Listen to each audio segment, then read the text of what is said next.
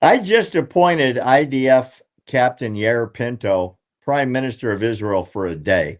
I wanted to hear his peace plan for Gaza. He is now going to tell us how he would solve the Gaza situation if he was Prime Minister. I've appointed him for 5 minutes, so you got to hear his answer. You've convinced me that you know so much about what's going on with Hamas, what's going on between Israel and Hamas, and what's going on between Israel and the rest of the world with the peace plan that so far hasn't gotten anywhere past step 2, and there's 20 steps. Let's just say for a minute that I had the power to appoint you PM of Israel. You are now Prime Minister Pinto. What would I you like it. do? Sounds cool. I Sounds I cool, the like name. it too. I like it too. We just have to get you, in the words of President Trump, a nice suit. So let's say you've got that nice suit on and you are now running Israel. What would you do different than Bibi Netanyahu and his government is doing to come up with a plan that would effectuate a long-term peace with Gaza and Israel? What would we do different now? That's a very good question. Listen, a lot of the things that are happening now, I would say I would still do them. I think that the IDF should maintain security control in the Gaza Strip in strategic locations, which is happening now. I would not allow an international force to be in charge of protecting the Israeli communities surrounding the Gaza Strip. I would make sure that the new government that is in charge of everything that's happening in the Gaza Strip area has nothing to do with Hamas, which is sadly not the case right now. At the moment, Hamas handpicked 20 of the future transitional government members that will be in charge of dismantling Hamas in Gaza, which already doesn't make any sense to me. But I really hope that Netanyahu will do these things. He still has time to do most of them. But other than that, I think that there are many things along the past 2 years that I would do differently in terms of unifying the country of Israel. But in terms of making a stand against these enemies and making all of these decisions under fire, it's a very hard job. And I definitely do not envy either the president or the prime minister of Israel or the president of the United States. And what I'm doing is I'm praying for wisdom for him to make the right decisions. I'm sure that I'm not aware of all the different facts that are taking place on the ground. But I think that the major role of Prime Minister Netanyahu would be to unify the people of Israel now, after the hostages are back. The country is still divided politically and also in terms of the extreme opinions between right, left, and the government.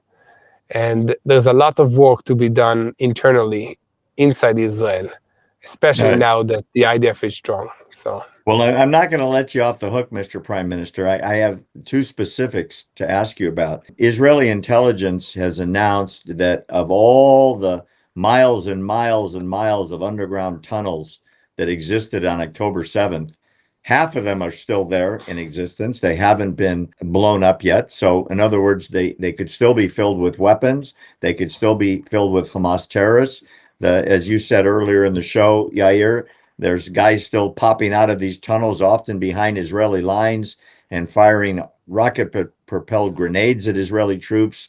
There's sniper fire that Israel is taking from these tunnels. They have to be eliminated, number one. Number two, some people are now saying that half of the Hamas military that could be called on to carry a rifle and shoot at Israelis still exist. Whether they are in uniform or not, they have not been eliminated. They have not let their allegiance to their former commanders go. What would you do with those two problems? so regarding the tunnels, the IDF is already starting to dismantle all the tunnel infrastructure on the Israeli side of the Yellow Line. And it's a long process. I've been there, I've been into Gaza Strip. I've been in the process of dismantling these tunnels. It takes a long time because some of them are 20 meters beneath the ground. Some of them are underneath rubbles and destruction of buildings. Some of them are underneath hospitals. So how do you blow up a tunnel that's underneath a hospital?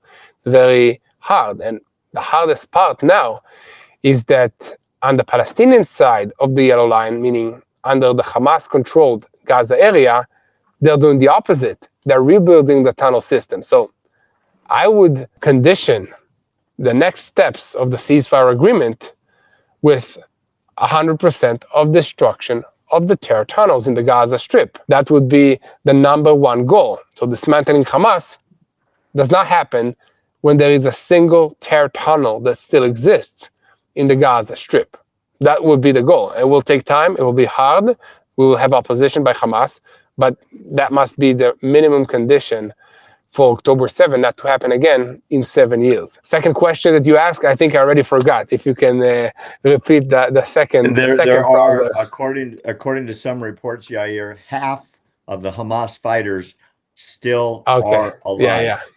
Okay, yeah, that's true. And it's not the same fighters because Hamas has been recruiting non-stop from the Palestinian population fighters, terrorists, starting from the age of 11, 13, 16. That's kind of the good age to start recruiting new terrorists for the Hamas organization.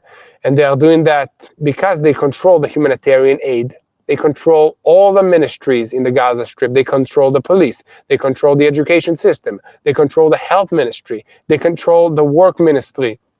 Every element of Palestinian society in the Gaza Strip is controlled by Hamas.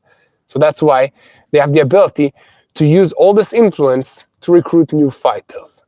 So again, a government in the Gaza Strip must be disconnected from Hamas completely and monitored, closely monitored by international parties and by Israel in order to ensure that there isn't another generation of terrorists just rebranded by a different name. Because what's the problem? Hamas can say, we are dismantled, and let's say invent another name of an organization, Kill Israel organization, but it's not Hamas, it's a new name.